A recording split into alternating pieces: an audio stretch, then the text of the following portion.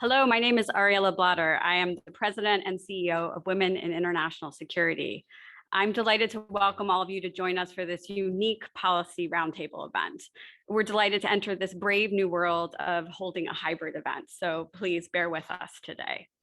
Our goal is to create a safe, intimate space for dialogue with broad virtual accessibility, and we will be using Chatham House rules to enable that discussion today.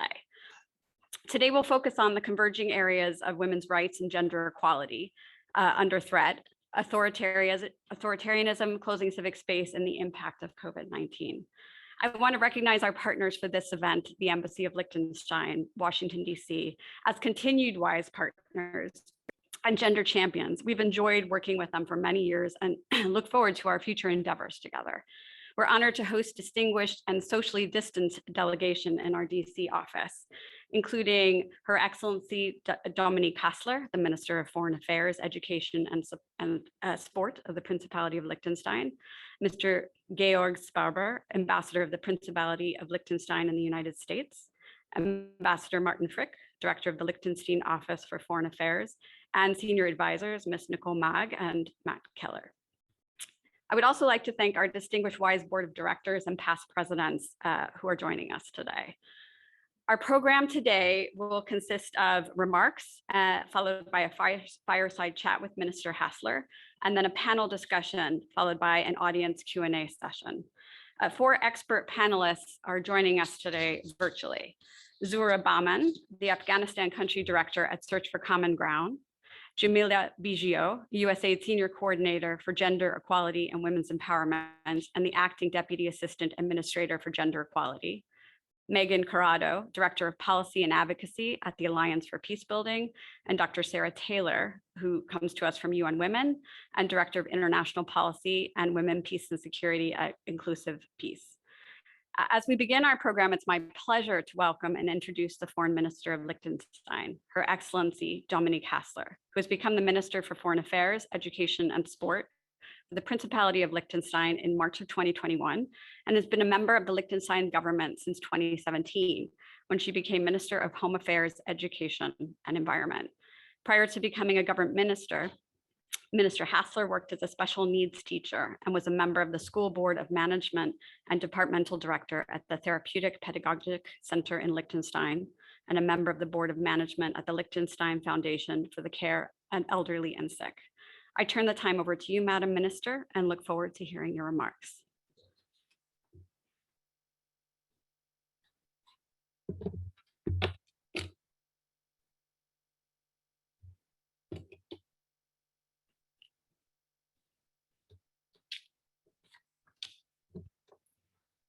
Dear Madam President of WISE, Mrs. Ariella Blatter, dear panelists, ladies and gentlemen. I am very grateful to you for inviting me to this event, and I congratulate you, Madam President, for assuming your role at the helm of WISE, one of the top think tanks and promoters for gender equality and women's rights in Washington and far beyond. It is a great honor to join forces with you today in advancing the role of women in international security.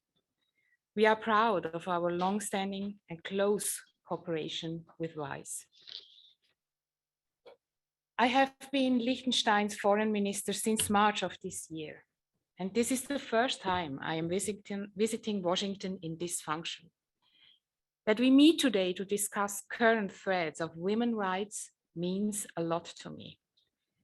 It speaks to the importance we attach to our mission. It speaks also to the utmost urgency that this topic commands. We are witnessing truly harrowing developments recently and over the past 1.5 years. And our commitment to change course for the better has never been more important. First, I would like to address the situation in Afghanistan for obvious reasons. The events in Afghanistan are truly heartbreaking. When I recall personally the videos of the chaos at Kabul airport a month ago, I am still shocked And I'm sure I'm sharing this experience with all of you. After a bit of reflection, that shock goes even deeper. Among those desperate people, risking it all trying to save their lives, there were only a very few women. The women of Afghanistan who have put so much effort, so much courage, and so much dedication into building a more equal society, who have suffered so many setbacks yet stayed patient and persisted. The women of Afghanistan whose lives and livelihoods are now most actually threatened by the reinstated brutal patriarchy of the Taliban. Those women of Afghanistan, in many cases, did not even make it to the airport. Their space in society shrank to zero in a matter of days. Many have just used the one option they currently have, looking themselves in for as long as possible and waiting for things to calm down. It is heartbreaking to know them in such a state, and it's truly saddening to know that their dreams of yesterday may have become mere utopia for the future. From the mothers who shaped the future with their daughters, from the brave members of the Kabul Women's cycling team to the restaurant owner or the PhD student. The international community has a responsibility for this woman, and there must be accountability for the serious violations of international law that are being committed in Afghanistan right now. The United Nations Security Council must act and uphold its own standard on women, peace, and security. And it is important to recall the role the International Criminal Court can play in Afghanistan to ensure that impunity will not prevail for the atrocities committed there. Justice can be a powerful weapon for women, and Liechtenstein has been a long-standing and committed supporter of the ICC and other international justice mechanisms to that end. The events in Afghanistan show how the most explicit terms what we are discussing today, that women are on the front line when things turn for their worse, never of their own making. And still, time and again, women stand up for their rights and the rights of all against impossible odds. Think of the women of Belarus fighting for freedom and democracy against brutal violence and oppression. I want to pay a personal tribute to their ongoing bravery and skill. The arbitrary sentencing of Maria Kolniskova to 11 years of prison is part of a long list of intimidations by the Belarusian authorities against any expression of dissent. In the face of authoritarianism, arbitrary violence, and abuse of power, women's social space is often severely limited, and their risk of experiencing violence further increases as a result. Even in democratic societies with strong legal safeguards and high gender equality standards, the correlation between violence and a lack of protective social space prevails. If there was ever a doubt, the pandemic has proven as much. Taking girls out of school and confining women to the privacy of the home has greatly increased their risk of being exposed to domestic violence and other forms of abuse. The lack of protection that open social interaction provides has led to something people have called the shadow pandemic. Pervasive domestic violence largely going unnoticed by society. We have to learn the lesson from the complex gender dimensions of this pandemic and this aspect in particular. I am personally committed to this, and it is indeed my professional duty because I'm not only Liechtenstein's foreign minister, but also its Minister of Education. I know how important it is to keep the schools open and running. In Liechtenstein, the government has therefore made this as a priority throughout the pandemic. We have to ask ourselves, how can we better preserve safe spaces for women and girls in time of crisis? I believe this must be a priority area as we engage in discussions about lessons learned and future emergency planning, be it for public health, emergencies, or other calamities. But we must also continue to sharpen our tools to fight crimes predominantly affecting women and girls in crisis situations. The number of child abuse cases, early and forced marriages, and child trafficking has increased during the pandemic. This is a cause of great concern and a call for action on all of us. Liechtenstein has made the fight against modern slavery and human trafficking its priority contribution to achieving the Sustainable Development Goals. Together with our partners from the finance industry and along with other countries, we have developed the FAST initiative. FAST stands for Financed Against Slavery and Trafficking, and it is an initiative that aims at identifying and stopping criminal financial flows associated with these crimes. We can no longer accept that the gravest crimes and human rights violations continue to go unpunished and continue to be so lucrative. With the FAST initiative, we hope to make a contribution to holding those who are responsible to account and to raise the price for these heinous crimes. At the same time, this is a task for society as a whole, and I look forward to the panel for a broader discussion on societal duties and functions in the prevention of violence against women and girls. Thank you very much for letting me share my reflections, and I will leave it at that for the time being and give the hand floor back to you, Madam President. Thank you so much for those remarks, Madam Minister.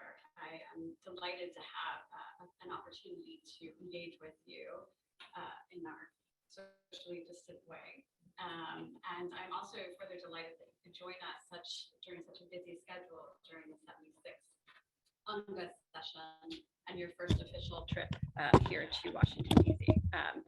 I was struck by your remarks, as many of us have on our mind, Afghanistan's and other authoritarian regimes such as Belarus. So thank you for raising that important issue.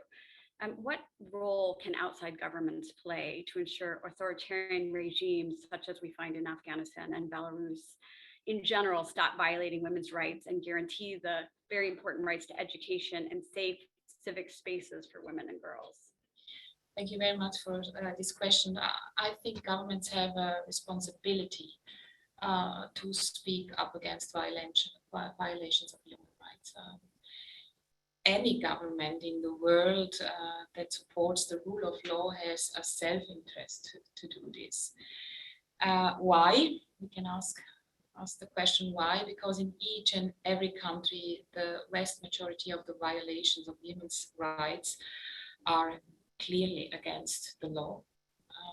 We are believers in strong, independent justice, in particular for women, and where this is not possible, the place for us to speak up is in international organizations such as the UN, and we have the UN General Assembly this week, and we also will mention this there. Unfortunately, the Security Council rarely delivers, but as Liechtenstein, we have experience in building a critical mass together with our partners, and we have done so on Syria and Myanmar. Thank you. I think it raises an interesting point. We need to have the self-interest of nations be women's rights and gender advancement. Having just come from the 76th session of the UN General Assembly, can you share with us if there is a consensus developing within the United Nations of ending and redressing the gendered violations taking place in Afghanistan? And also, are there areas of departure, particularly regarding the employment of accountability mechanisms such as the ICC, the International Criminal Court? I think we can be under no illusion when it comes to women's rights in Afghanistan right now. I already mentioned it before. We all hear the rappers and we all see these pictures despite half-hearted attempts by the Taliban to keep up appearances. And the Afghan women cannot make their voices heard in their country anymore. And in spite of this, some of them take to the streets, stand up to machine guns, and this woman must be equally brave and desperate. I think that's very important. And clearly the UN has an important role, of course, in monitoring how the Taliban comply with their human rights obligations. I think that's very important. And in the long run, the jurisdiction of the International Criminal Court over Afghanistan can also provide an avenue to justice, I think. Thank you. We're very appreciative of Liechtenstein's commitment long-term to the International Criminal Court and international accountability, and do appreciate the interventions you have made this previous week on behalf of women's rights and gender advocacy. I was taken by your mentioning in your speech of combating modern slavery, early forced child marriage, and human trafficking. I understand human trafficking has been a long-standing issue that Liechtenstein has consistently worked on combating. And can you tell us a little bit more about why the topic is so high on the priority, where the commitment originates from? As you mentioned, the topic is very high on my personal agenda, because I think it is outrageous that 40 million people live in slavery. The prohibition of slavery is among the strongest norms that exist. And slavery is prohibited globally and without, for me, any exceptions. And yet it happens every day in front also of our eyes for so many people. And we have to do better than that. And Liechtenstein has found that fighting the enormous illegal proceeds of this crime is an area where we can make a difference. We partner up with the financial sector on this, and there is really a high interest on our Liechtenstein initiative. And we will continue our fight against modern slavery, but many other areas affecting women and girls in particular need similar action. And so it's so important also to work together with WISE, and I want to thank you for your engagement and everything you are doing this area. Well, again, thank you very much for having the time to spend with us in person in order to also respect socially distant rules and in keeping with the general complexity of the day. We understand that you're going to excuse yourself now, and so we'll transition to the virtual panel. But we promise to forward all questions that our panelists and audience members have, and we are so appreciative of the partnership. So thank you so much for being here. Thank you very much, and also again a very warm welcome, and I wish you all a very interesting discussion. Thank you very much for all your engagement.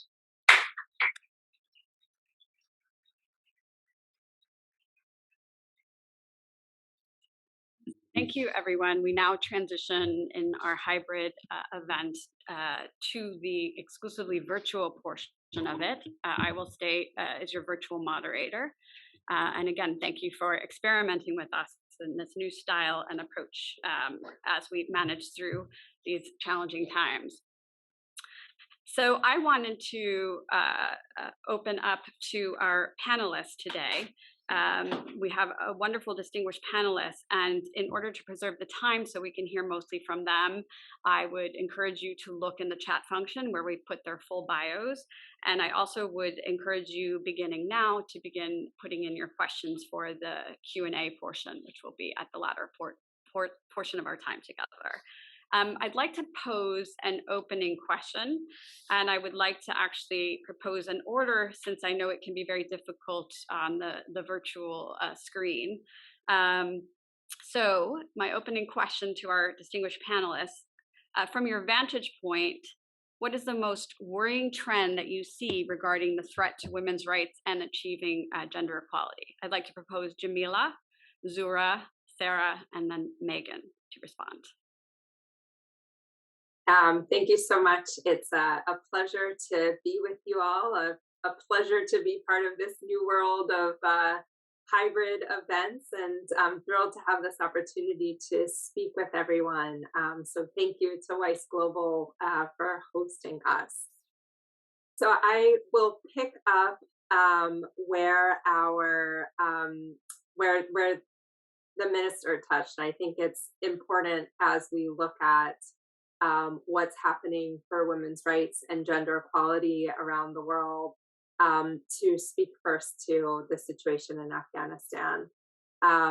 It is critical that we all continue to stand together and press the Taliban to respect the rights and freedoms of women and girls. The US government has been pleased to initiate a statement that's been joined by more than 100 countries, UN Security Council resolution, setting out together the international community's expectations of a Taliban-led government, and that this includes the expectation that the Taliban uphold the basic rights of the Afghan people, including women, girls, minorities, as well as other expectations, that it ensures freedom of travel, makes good on its counterterrorism commitments, names a broadly representative permanent government, etc. So these are all pieces, just the start of what is to be our engagement together as an international community with the Taliban to continue to stand for Afghan women and girls' rights and opportunities. At the same time, assistance is direly needed. There is obviously significant concern of humanitarian emergency in Afghanistan, as well as broader protection concerns. The U.S. has been pleased as part of that to announce, nearly $64 million in humanitarian assistance to meet critical health and humanitarian nutrition needs, address the protection concerns of women, children, minorities, and to help more children, including girls, go back to school. Again, these are all the start as we all shape and define our engagement with the Taliban now. But it is critical that that continues to deliver both a strong message and with the resources behind it to stand for Afghan women and girls. I'm sure this is a topic we will discuss more together, but it is, as we look at the situation for women and girls around the world, it is critical that we recognize and reflect on and address the situation in Afghanistan specifically. But as we do look more globally at what the threats and worrying trends are there, I think it is critical that we also highlight the effects of the COVID pandemic. And here we've been watching as over the last, now nearly year and a half more, that the pandemic has been worsening pre-existing gender inequalities as it fuels economic, health, caregiving crises, that all of this is having disproportionate effects on women and girls, higher rates of unemployment, of economic instability, of violence against women and girls. And these are all concerning as we look at kind of the 25 plus years since Beijing and what gains we've made for women's and girls' rights and opportunities, the risks of losing ground that we're watching in the face of COVID, as well as in the face of conflicts and authoritarianism, the other issues you've put on the table here. But with COVID specifically, the silver lining is as we look at this opportunity right now with governments looking at what does it mean to build back better, how can we use this as a moment to institutionalize the kinds of attention and protections to women's rights and opportunities that we want to see. For example, actually framing the care economy, access to caregiving as an economic priority and not just a priority of families, but actually seeing it as an infrastructure gap that would help us see the kinds of gains in labor force participation that we've not seen in the 25 plus years since Beijing, to actually come together and solve some of the gaps in the caregiving space, just as one example of a way to use this moment to actually look at how can we not just help women regain the ground they're losing with the COVID pandemic, but institute some broader reforms and changes in systemic changes that would help us actually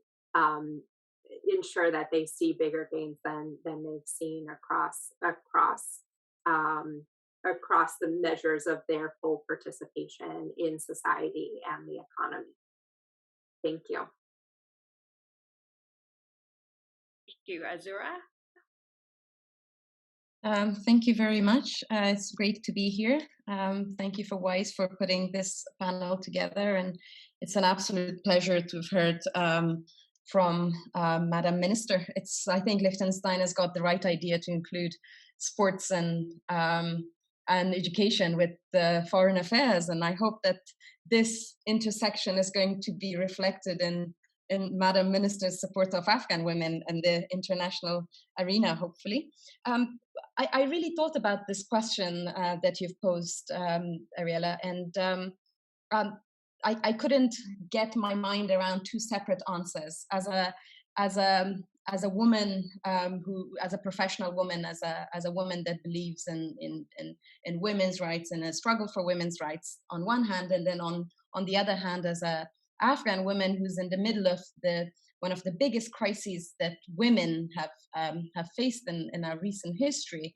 So I'd like to answer from both perspectives, and of course the two perspectives are very much intertwined. And for me, globally, as people who engage in changing this world for good, I think there are few trends and few threats that face us all. And at the very top is the weaponization of women's rights.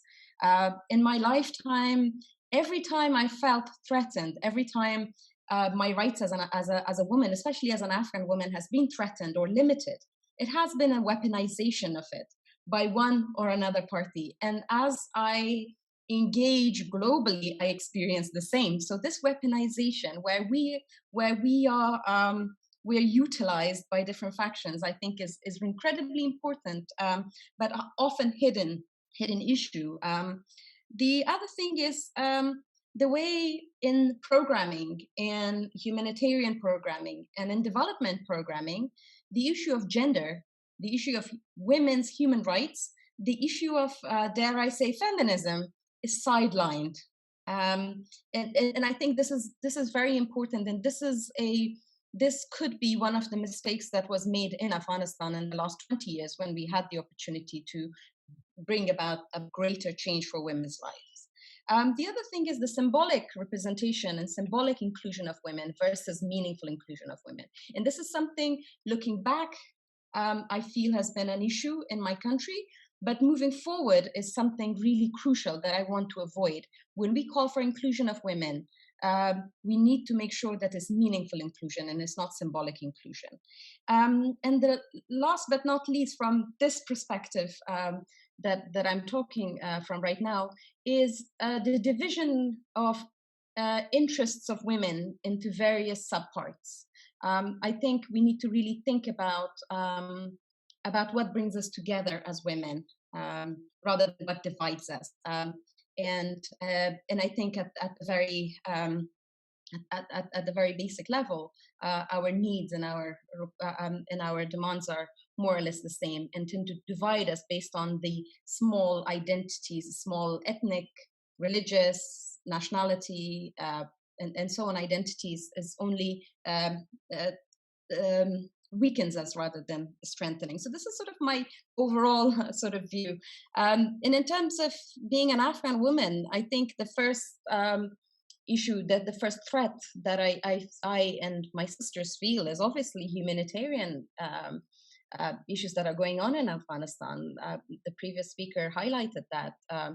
Hunger, COVID, lack of shelter, lack of medication, and so on. That is our biggest threat.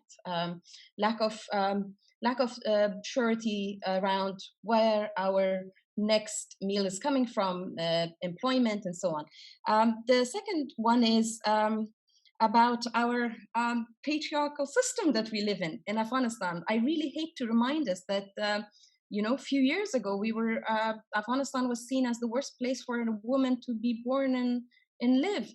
That has changed for worse, but we should remember that patriarchal system, that system that was against women's freedoms and rights, exists, and it exists despite of the Taliban.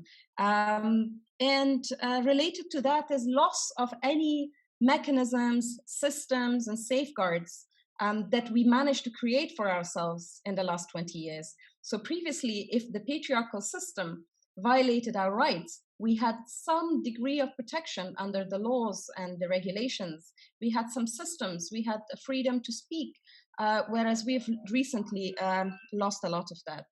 The psychological strain, the sense of loss is something really important that we are experiencing right now. And this not only affects us right now, but it also affects us when deciding what we're going to do in future.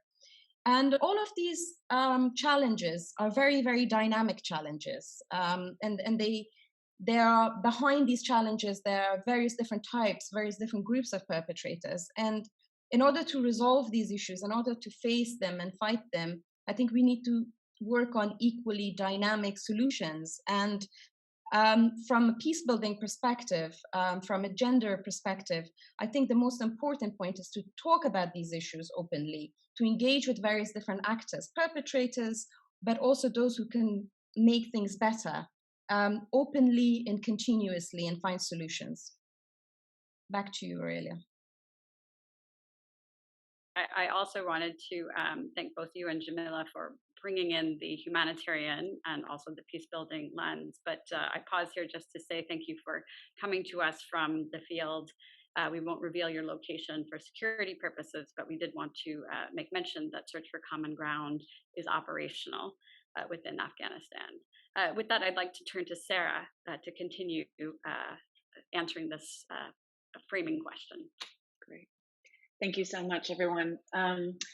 I just want to say thank you to WISE, thank you to Liechtenstein, thank you to my fellow discussants here today, and I also want to give a warm welcome to Ariella, including in her new role, and congratulations to WISE for making this excellent decision. So welcome, Ariella. And my background is primarily in women, peace, and security issues. And so that's what I'm going to sort of frame my remarks on here today. So this is a sort of women, peace, and security lens that I'll be placing on this, this framing question. You know, in terms of the women, peace, and security agenda, one of the biggest, the place that we're at right now in terms of the big challenges is really in the sort of what we're always going to be the thorniest parts of the agenda. You know, Soraya, you rightly spoke to the fact that women's representation, participation is often sort of this token participation. And that's because full, meaningful, equal participation is political, entails grappling with underlying issues around where conflict comes from and the gender inequality that often, and the threats to women's rights that underpin the actual conflict, right? So I think the biggest worry for me is that we still need to make this case that gender equality and women's rights are at the core of productive, thriving communities, that they're not an add-on or something peripheral to our work on peace, security, and humanitarian action. And I also just want to respond to one or two of the points that were raised in the chat already, which is that these issues around gender equality, these issues around gender-based violence, women's rights, they are of global concern They are not a problem for one set of countries or regions. Yeah. So, you know, we have seen, of course, this development of policy, normative frameworks on women, peace, and security over more than 20 years now. We have more than 25 years of Beijing, the Beijing Platform for Action, and we have a lot of initiatives. But there are four things that I want to point to that are in the language around the framing question that are particularly worrying to me. And one is this issue around women's full, equal, and meaningful participation and the inclusion of gender provision in all efforts to build peace and inclusive peace, right? And I know that Jamila will be very familiar with these statistics, given her previous employment. But, you know, we do have these numbers, which are, you know, between 1992 and 2019, women constituted an average of 13% of negotiators, 6% of mediators, and 6% of signatories in major peace processes worldwide. And that's simply insufficient. And it is not solely this issue around parachuting women into these processes. It is a symptom, it is an outcome of the barriers and the gender inequality and the diminishment of women's rights in all aspects of efforts to build peaceful and resilient societies. Another issue is funding. Funding has been recognized as absolutely vital in particularly women, peace, and security, but particularly gender-specific humanitarian response, right, as we're just talking about. And yet there was a joint study conducted by UN Women and UNFPA, which covered Bangladesh, Jordan, Nigeria, and Somalia, and found that programs targeted at or tailored for women and girls are absolutely disproportionately underfunded, right? And we also have, I will be moderately quick. I'll try not to talk too fast as I try to get through all of my points. But a third point that is of specific concern is this issue around the protection of women human rights defenders, women humanitarian service providers, and women peace builders. You know, devastatingly, the data that was coming out of Afghanistan that UNAMA was collecting before, that this is data before August, was that 2020 marked the highest number of women killed since UNAMA began systemic documentation. This is women journalists, peace activists, community leaders who have been particularly targeted, and women who have been killed. So we know, and unfortunately we see this reflected in other countries as well. So we know that women's rights and women's rights activists and advocates are being targeted. And so fourth, I just want to point out that 500 million women and girls in 31 countries and territories are currently affected by protracted crises.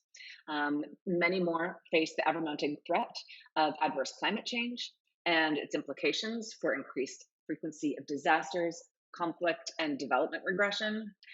And yet, despite the fact that we have this disproportionate impact, these women are often excluded from the decision-making processes and in the formulation of the plans that will have a direct implication on their ability to survive, recover, and thrive. So on that incredibly hopeful and optimistic global note, I will pass it back over to you, Ariella. Thank you. Sorry, I'm so delighted to have you and Jamila in both in your respective positions at the UN and back in government, and encourage everyone to look at each of your publications, Jamila, while you were at CFR, and Sarah, all on inclusive peace. And with that, I'd like to ask Megan to respond also to this framing question.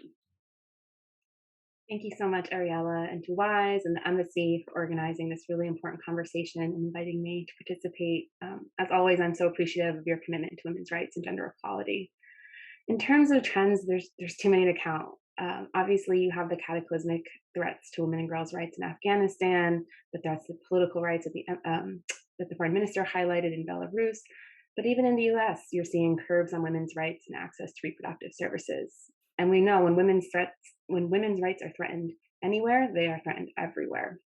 And just to pick up on Sarah's thread on WPS a bit, since 2000, we have seen some measurable progress in advancing the agenda around the world, particularly in countries with feminist foreign policies. In the US, we had the landmark WPS Act of 2017, the WPS strategy, and then the release of implementation plans. However, we're just not seeing the gains that the law and policies have promised. Afghanistan was supposed to be the test case for the US commitment to the WPS agenda. However, we essentially abandoned that commitment when we left women outside of the peace process and essentially negotiated their rights away in service of a withdrawal agreement. That's not a good result for our first test. And here we are 20 years after UN Security Council Resolution 1325, as folks have noted, 25 plus years after Beijing, and nearly 4 years after the WPS Act came out. And where are we? Although, again, some progress has been made in the US with the appointment of gender advisors and the implementing agencies, it's not enough. And one of the key things that Sarah highlighted as well is there has not been robust funding. We need dollars to be supporting these agencies, gender advisors, programming, and the work that they're doing in the field to advance the agenda worldwide. And sadly, too often, WPS is siloed away from other considerations on foreign and security assistance. WPS itself is often siloed from broader gender policy. We need to be talking about WPS, SGBV, child marriage, health, education, economic opportunity for women, girls, and beyond, all at the same time because they are all interconnected to this and essential to global peace and security. Suffice to say, we have a lot of work to do. I'll keep my remarks short so we can keep going, but thank you so much again. Appreciate it. Thank you.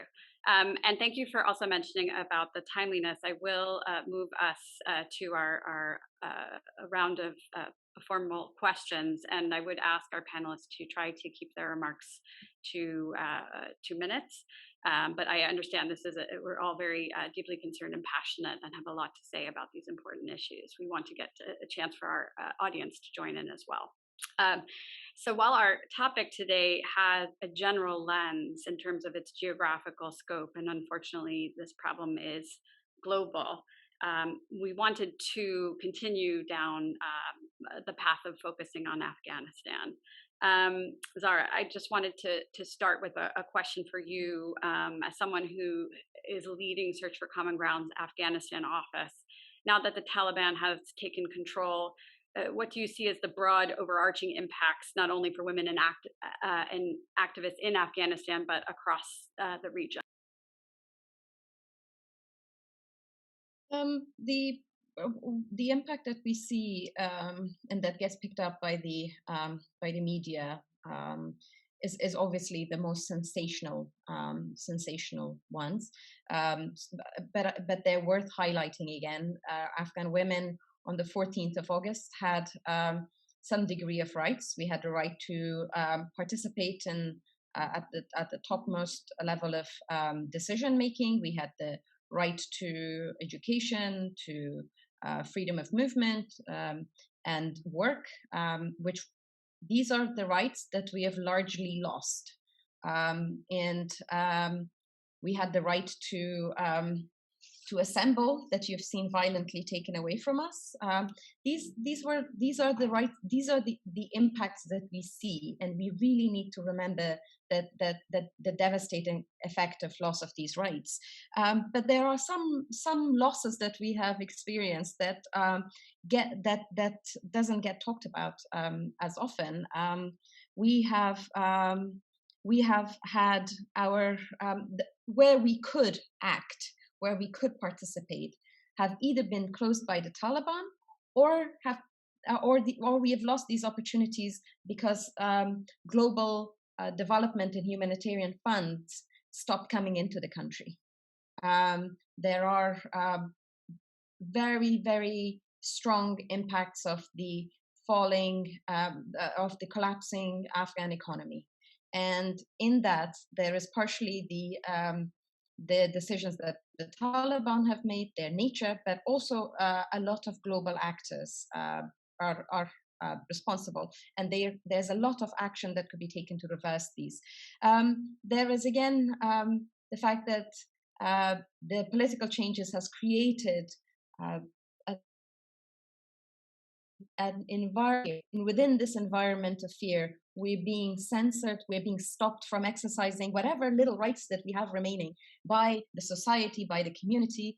But also there's a lot of self-censorship going on. We are stopping ourselves, we're preserving ourselves. And that in itself is a loss. The loss that we are experiencing by having to leave our support networks and to preserve our lives and our livelihood. Sometimes we don't want to leave, but we have to leave for the sake of our children, for the sake of our families.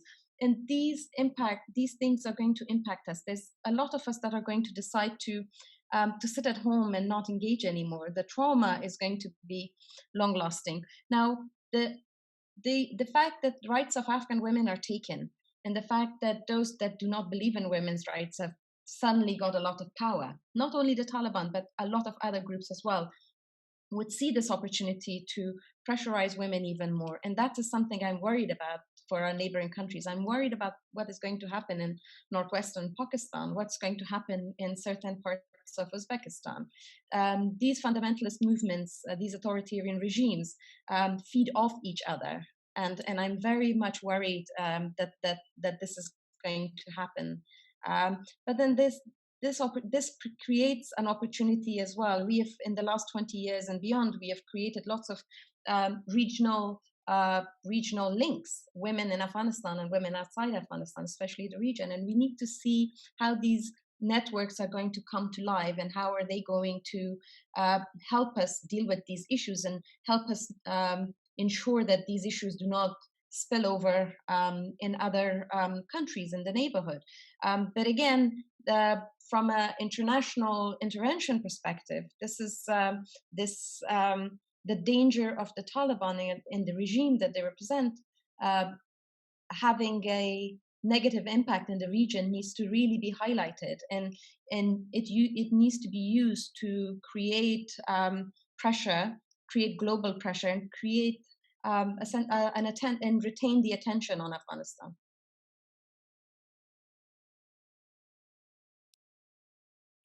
Thank you. I appreciate the look at the sort of regional lens, and wanted to also incorporate in my question for Jamila. In your opening remarks, you mentioned COVID-19, and of course, the victory of the Taliban and other authoritarian regimes being an immediate powerful threat, particularly to gender equality. How do you see these issues impacting gender policy and practice in the next 5, 10, or 20 years? And in addition, what are the regional implications that you see from your policy position? Great, thank you so much. So, I mean, the first piece that I would note is that, first of all, I think it's important when we are looking at these concerning trends to recognize that these have impact on gender policy and practice, yes, but it must go beyond that, and that these trends should be concerning for our broader diplomacy, development, defense, and trade efforts. And that's, I think, also part of where we are kind of coming out of the Generation Equality Forum, and with the commitments that many governments have made of saying, what does it mean to actually kind of accelerate our progress on gender equality globally. Part of that means much more meaningful commitments and financial investments. And to get there, that means we need to do this work beyond kind of the gender lens of our efforts, but actually be looking across all of our different tools and recognizing that this is of relevance to all of our different tools, and that the research is certainly there, and the research base just continues to grow. And my hat off to all of the researchers doing critical work in the space, documenting all the ways in which higher levels of gender equality in the society are associated with lower propensity for conflict, with greater prosperity, with stronger development outcomes. We know kind of across all of these different measures that the trends that we are worried about right now and the threats that women's rights and gender equality is facing around the world are should be of concern, not just to women and girls themselves, but to our communities and our nations more broadly, because of what it means for our security, our prosperity, achievement of the Sustainable Development Goals more broadly. And that's something that the U.S. government is working to do now. So the Biden-Harris administration is in the process of preparing the first ever U.S. strategy for gender equity and equality, which will lay out a whole of government approach to realizing gender equity and equality in the United States and around the world. And in that way, connecting these conversations, recognizing what is happening within our own domestic context, in our case in the United States, but for other bilateral donors, what is happening domestically connects to the conversation that we are talking about globally, and that's certainly what we are seeing when it comes to some of these trends. It certainly occurs at it is especially concerning. Where we are seeing a much more direct crackdown on women's rights and opportunities. But it's certainly the case that in the United States, the vast majority of unemployment related to the COVID pandemic was, reported by women, for example. And that's the way in which kind of we are connecting and understanding what the drive for gender equality must look like now is connecting our domestic and our global policies here, and that's where I think the attention to what does it mean now to actually accelerate progress means how are we organizing our efforts more? How are we drawing on all of the tools out beyond the gender space to really have much more significant financial investments to support women's leadership across sectors.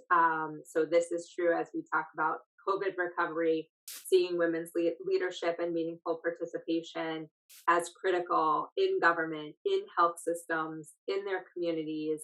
When we talk about both resilient strategies and longer term recovery, that as we look at authoritarian states, how critical the role of women civic leaders has been and continues to be. This is something we're looking at as the U.S. prepares for our Summit for Democracy that we're hosting in December. We are looking at women's political and civic participation and leadership within that, and thinking about how can we create more momentum amongst partners in the multilateral space around thinking with a more ecosystem approach to women's rights and opportunities, of creating enabling environments for them that address all the barriers they face when they stand up as leaders, while also continuing to build the pipeline and support and train and prepare women to be leaders. That's work that we're doing in conflict and fragile affected contexts too, as we think about the link with fragility globally.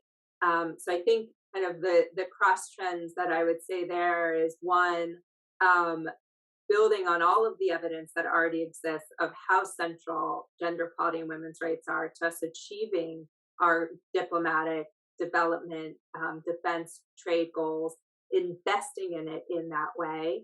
And as one central element of that, ensuring that women leaders can fully participate in all aspects of society and addressing the barriers that are preventing them from doing so, as being a common priority for us.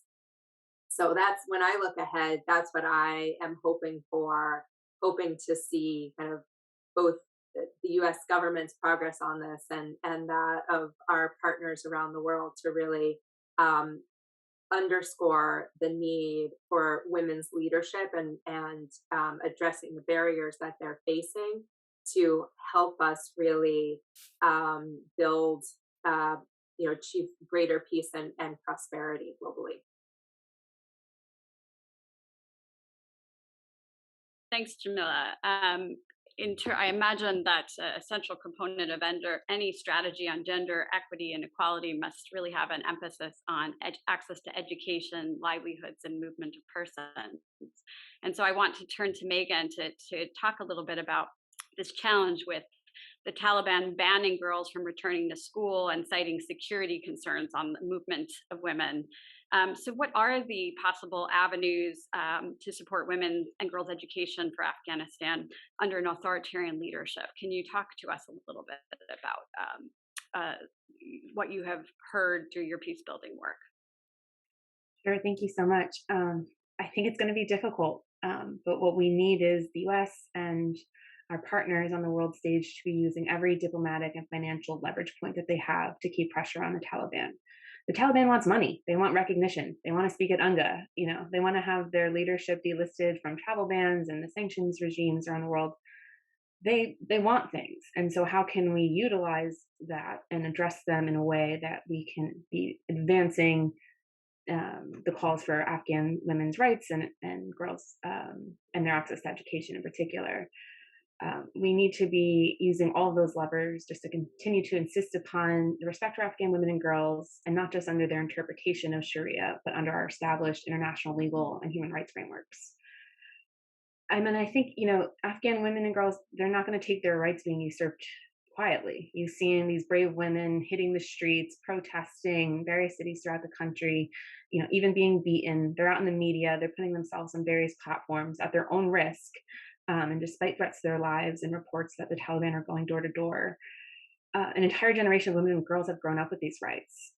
So how do we as a community in particular, so not just the governments, but what is civil society, what can we do? And I think we just need to be continuing to elevate and amplify their voices, their asks, their demands, especially when they are not in a position to do so. We need, we've been sort of this community, the women's rights community, at least in the US, has been for years screaming at the top of our lungs, like, listen to the Afghan women. They knew what was happening. They saw the writing on the wall. They predicted pretty much everything that's happening. And it was to the world's peril that they ignored them. So, I mean, I think a couple other things in terms of the international community, what I'd like to see is the deployment of some kind of human rights monitoring mission. We need to, Zura and Search and other folks that are still on the ground doing that peace building work at local levels is really important. We also need to be doing some sort of atrocity prevention work, to be keeping an eye and trying to prevent worse things from happening now. And I've heard some interesting things about humanitarian aid groups sort of doing quiet negotiations with the Taliban to ensure that the delivery of aid is sort of contingent on women and girls being able to go to school. I think that's more of a local level issue at this point, but an interesting development. So we really just need to use all of the available levers. But one thing I would caution against is that we take care not to instrumentalize Afghan women and don't make them the pawns of the delivery of aid or the delivery of various mechanisms that we can do at the international level. We need to ensure that they are in the driver's seat, that their ask, their agency is at the center of any international or bilateral response.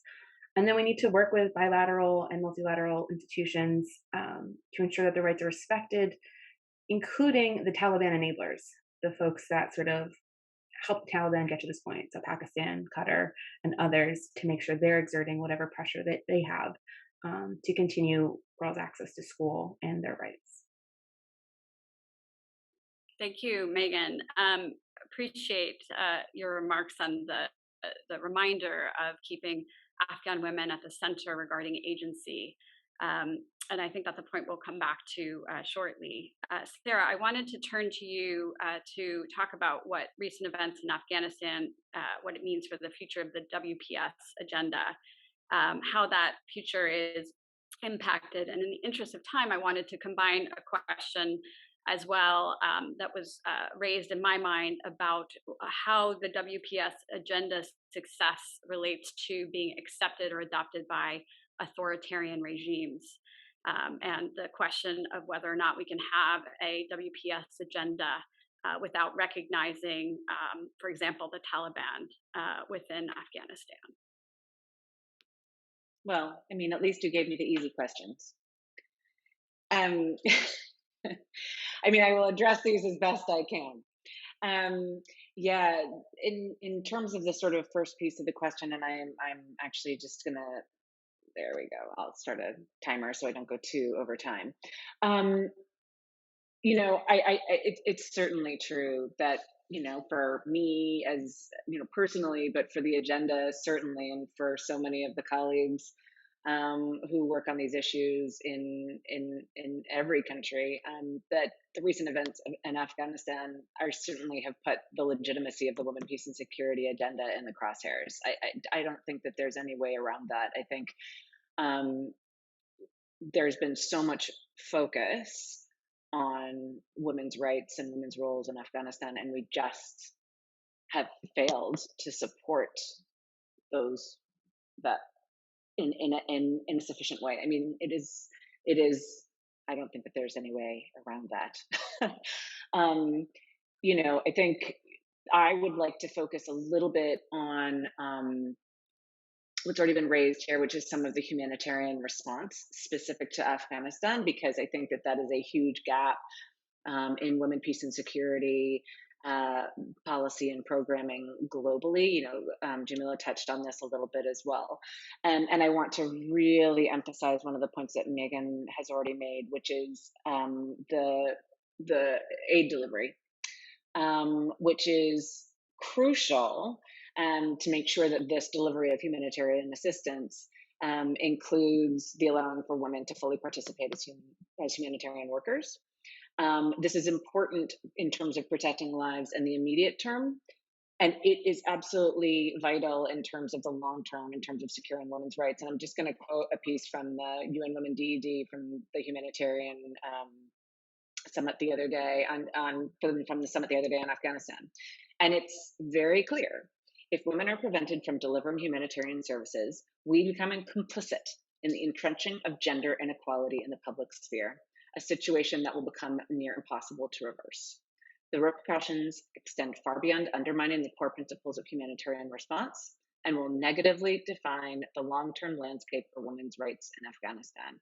And so it's really vital that exactly this issue around, it's not just keeping women, peace, and security considerations, women's rights considerations in this sort of siloed sphere of gender equality. It is recognizing and acting on the fact that that women's rights, gender equality, are absolutely central to functioning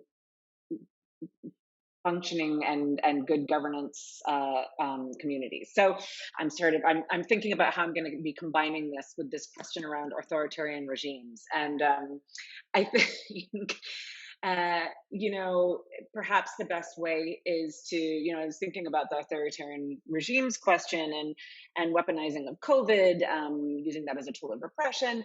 And the answer for me here is to shift the lens on how we're looking at this, right? We're rather than looking at COVID-19 that's been weaponized, you know, responses to COVID-19 have been weaponized, but surely they have. It's pointing to COVID-19 as a moment that was seized by those who have been seeking to curtail rights for a long time now, right? That this was another opportunity, a very big opportunity, but another opportunity to curtail those rights. And in terms of what the response is for that, so I'll get into this a little bit when we talk about, you know, policy, if I get a chance to talk about policy, policy takeaways, but really the only way out of this is a concerted, all stakeholder global recognition of exactly what we've been talking about here today, which is that in every aspect of our work on international engagement, on peace, on the you know, peace, security, development, and access, all of these issues, women's rights, gender equality, must be seen as central and core, because it's only with all pieces of the puzzle working together that we get sufficient strength to push back on authoritarian regimes that weaponize things like COVID. I'm hoping that was slightly coherent. I'm gonna stop there and hand it back to you, Ariel. Again, thank you for your flexibility in combining sort of responses. I do want to, in the interest of time, combine two separate questions and ask two of our panelists to respond. Jamila and Zara had a question about the rising incidence of gender-based violence in general, and as Her Excellency, the Foreign Minister, mentioned human trafficking. So I wanted to just raise and highlight and give an opportunity for each of you to just talk about the specific areas of concern about the connection between the rise in human trafficking and the increase in refugee populations, and what external actors can do to help protect vulnerable populations, especially women and children. And of course, this is tied to the rising global trend of domestic violence within COVID-19. So I would just ask Jamila and Zura, let's start with Zura, to tag team off of each other, and we'll ask you to both talk about these rising incidents of gender-based violence. Well, in Afghanistan, obviously, one of the key images that you remember from this period and would be the people running after the big planes, the evacuations, and those evacuations are sort of the tip of the iceberg of the loss of people from Afghanistan, and we are still at the very early stages of it, and we don't know what this movement of people accompany, what kind of problems. And having worked in countering human trafficking before, I see a lot of potential for increased human trafficking, and in the context of not only the movement of people that have happened, but the movement of people that is being encouraged to happen, that is going to happen.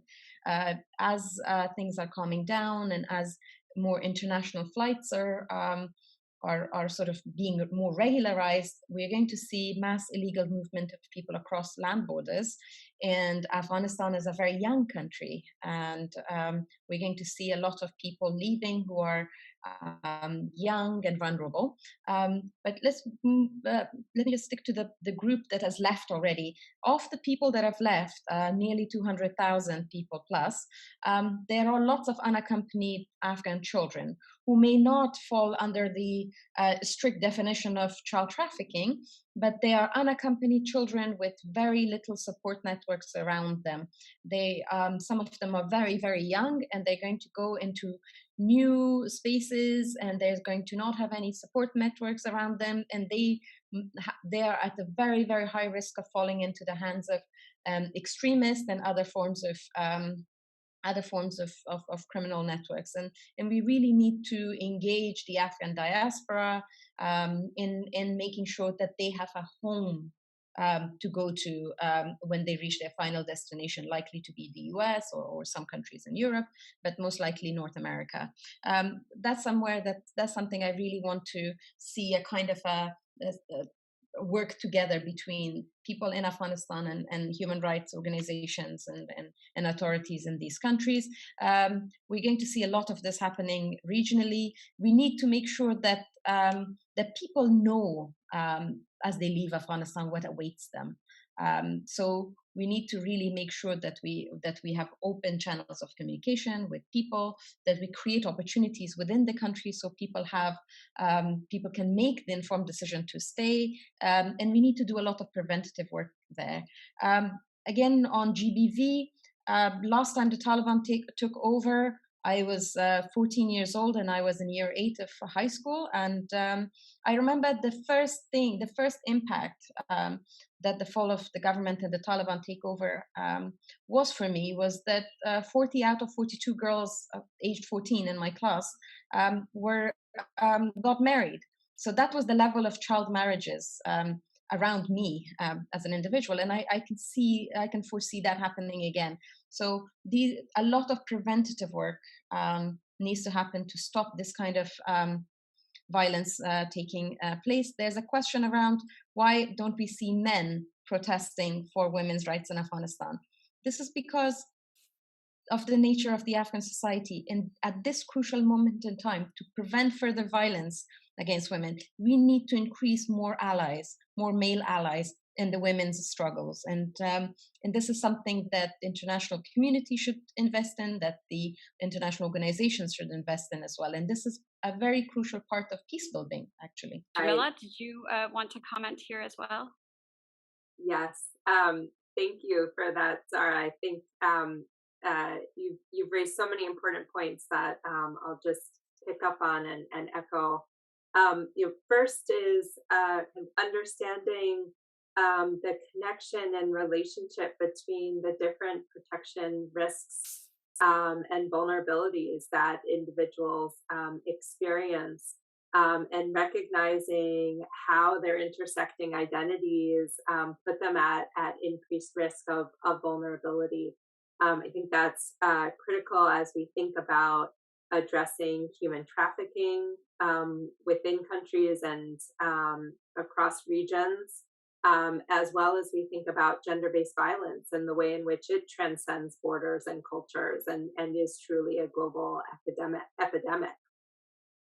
And here it's critical, whether it's gender-based violence or human trafficking, kind of recognizing the high economic costs that they pose to individuals, to communities, to companies, to nations, the ways in which they repress growth, have direct, immediate and longer term health and mental health effects on the survivors they affect and their families and communities. The ways in which these forms of violence can be predictors of state fragility. All of this kind of underscores the need to have broader efforts and investments to address both gender-based violence and human trafficking. And it also, picking up Zara's last point of the need for male allies, really underscores as well, how do we continue to build an alliance of support for women's rights and opportunities that really sees frames these as a shared priority and really creates even more space and calls for the leadership of men across our societies to stand for those rights. And this is part of broader conversations around gender transformation, around transforming gender roles and norms in societies, of thinking more about men and masculinities as well within these conversations. And that's, I think, kind of another space of value and of opportunity as we look ahead with this work. And in addition to kind of thinking about broadening that coalition of support and allies, it's also critical to recognize that local women leaders are the backbone of this work, that the most powerful efforts to prevent, combat, and respond to gender-based violence around the world are by local women leaders in their communities. As well as when we think kind of about marginalized communities more broadly, whether youth, indigenous peoples, persons with disabilities, LGBTQI plus people, that we are kind of lifting up and supporting and resourcing the work of local women leaders, of local community leaders to address gender-based violence and vulnerabilities to other protection concerns. And these are all things that are on the table for us now in the U.S. government. The U.S. government is revising our U.S. strategy to prevent and respond to GBV globally. This was called for in a March executive order that the White House issued. And as part of kind of really building on President Biden's leadership across his career to addressing gender-based violence. So we are really kind of eager to think more with partners around the world as we think about gender-based violence across all spectrums in humanitarian context, in development context, how this looks like, in terms of preventing sexual exploitation and abuse within our institutions, how we are connecting the dots around all of this, and really doing more to address what has until now been too much of a silent pandemic. Thank you. Thank you, Jamila. In the interest of time, I want to continue speaking to you, Jamila, and move. I'm going to attempt to combine, I think, a really important final question we have about a key policy takeaway for our audience, weaving in certain audience questions that I've gathered. So I just wanted to check with you. You've spoken about a lot of the very important policy recommendations and vehicles that are coming out. Can you give our audience members who are very interested a bit of a time frame and potential follow-up steps regarding the U.S. strategy for gender equality and equity? And I would hate to ask you to pick one thing to focus, but if you do have one takeaway that you'd like to mention, this would be a wonderful time for our audience. Great, thank you so much. Yes, so with the U.S. strategy for gender equity and equality, this was called for in the March executive order, and the executive order required that it be submitted to the president by the end of September. So that strategy is going to be submitted to the president. We hope that it will be released soon after that, this fall. So certainly that's a strategy that we hope will come out this fall. And it will also require implementation plans by departments and agencies across all of government, across all the members of the Gender Policy Council that's been established at the White House. And so this again is an opportunity for the Biden-Harris administration to lay out its vision of how a whole of government approach will advance gender equity and equality, and then for departments and agencies to get more specific about how they are actually using their specific tools and investments to drive this vision. So it's a really exciting opportunity for us to kind of shape a new approach across the entire U.S. government to these issues. And I think that is to my takeaway point. I do think having worked in the gender equality and women's empowerment space for my whole career, these are so much of the trends and the challenges have been the same that women and girls have faced, and we've seen the research base grow. We've seen the rhetoric shift and evolve.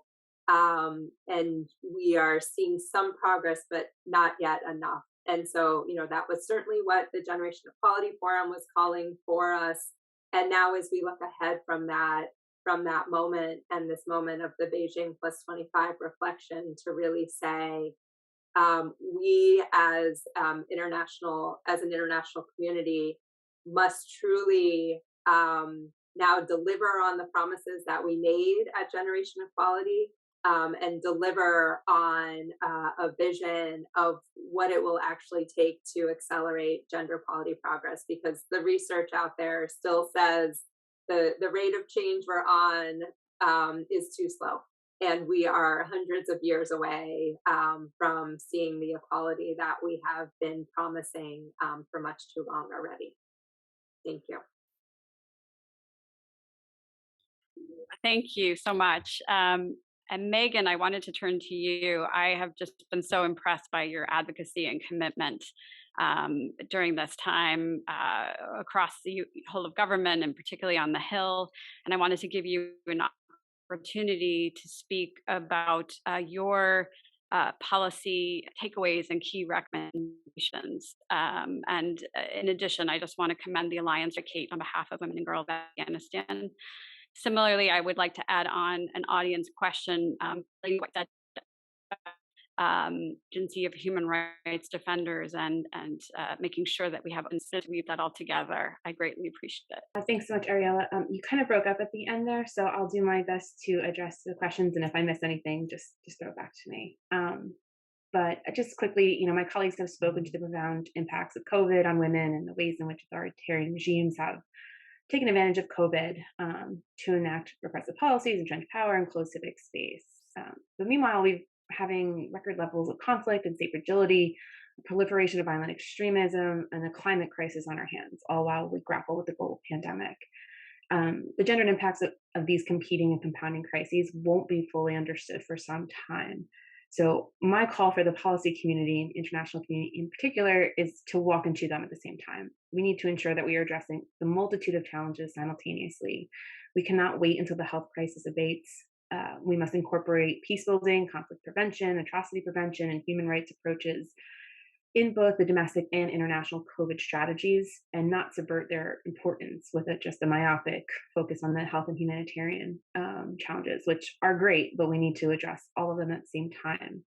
And just as we need to break down the silos from these different issues to address these competing crises, we need to learn the lessons from Afghanistan and make sure that the WPS and gender considerations are incorporated into all domestic and national security strategies, foreign assistance, and implementation of other laws and strategies, such as the Global Fragility Strategy. If we fail to act now and address all these issues, not to be super bleak, but I do think the post-pandemic landscape will be even more challenging than the current one.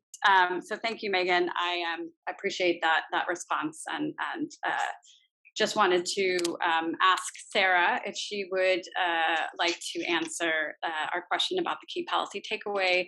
I would also mention, although I know you have been such a gem in allowing for my combined questions, but we did have an interesting question about the appointment of a UN ambassador of Afghanistan as a member of the Taliban regime, and was curious about how you viewed the implications of, or concerns for the promotion of women's rights and girls. Once again, not at all a difficult political question to answer. No worries.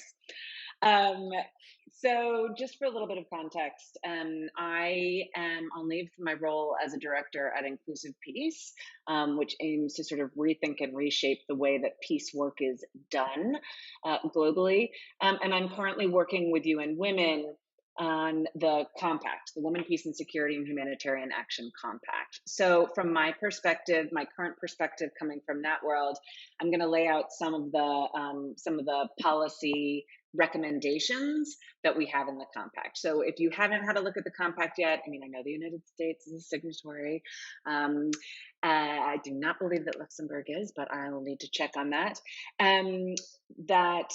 It's a sort of series of actions that all stakeholders can take on women, peace and security and humanitarian action, specifically aimed at dealing with a lot of the issues that we've been grappling with today. So that's sort of one of the things that I'll point to. It's a sort of very multi-stakeholder international approach, but it really is meant to be pulling in the full scope of work from the sort of one or two women local community rights organization all the way up to UN entities, the AU regional organizations, and member states.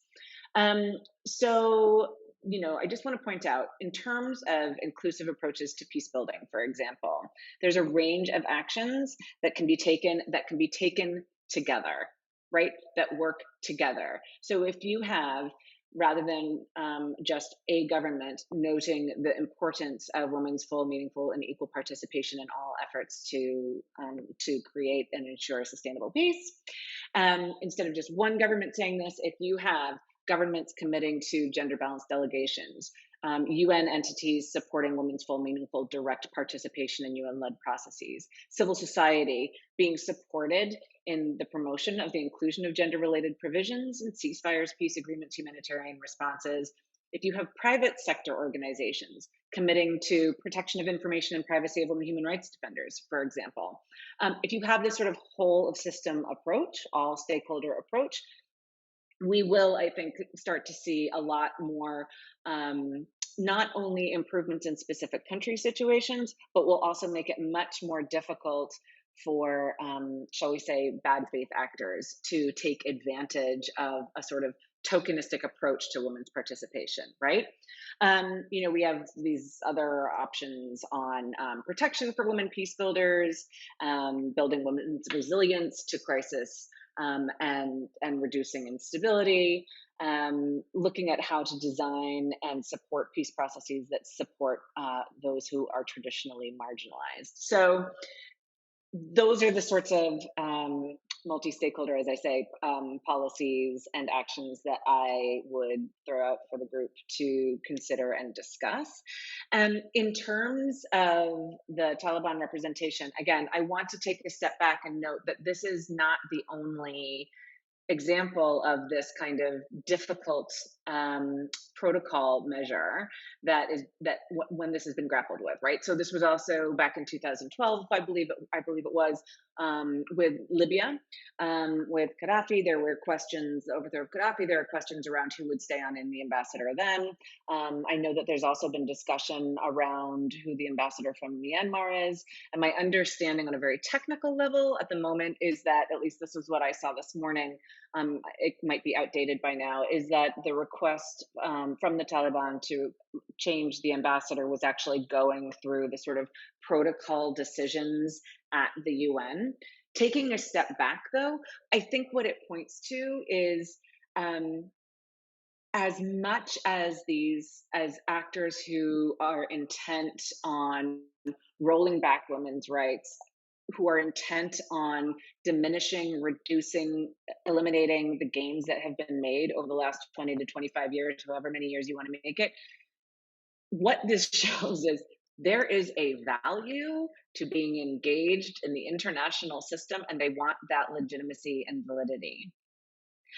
But that legitimacy and validity comes with acceding to, the recognition that women have equal rights to education, to participation, to service provision, to all of these things. And so I think it's really important as we navigate these tricky political waters to remember that this is not just a one-sided issue of trying to gain access. There's a recognition that this venue has value, and so we have to make sure that the values of the venue are held. That was an accidental little wordplay a bit there, but that's an important point, I think. Thanks, Sarah. And again, I apologize for any of the muting or loss of Wi-Fi, but I wanted to give our last 2-minute response to Zara, again, on the question of key policy takeaway. And I know that you have spoken quite comprehensively, so if there was a single takeaway point, and I just ask everyone's patience, we'll just finish, I believe, just 1 to 2 minutes late. Thank you. Okay. Thank you very much. If I could ask for one thing, it is engagement. I would like us to engage with the Taliban, with the Afghan civil society, with anybody that has a say in on the quality of the lives of Afghan people. This is not time for virtue signaling. This is not time to showcase our own principles. This is the time to see how can we do no harm, but also do more good. Thank you so much. And Zara, I also want to thank you. I saw that you were giving private responses to questions and the answers, and we will also follow up with specific questions to our panelists, which leaves us to ending exactly on time. So I want to thank you so much to our 4 panelists, and of course to, again, for the remarks of our Madam Minister previously, for joining us today on this extremely important topic. As we know, after September 11th and the drawdown, we run the risk of media no longer focusing on this issue, and we certainly are greatly appreciative that each of you in your practitioner and policymaker capacity are carrying forward with the gender equity, equality, and WPS agenda. Thank you for joining Women in International Security, joined with the Embassy of Liechtenstein, and we look forward to engaging you with the takeaways, which will be in your inbox shortly after the event.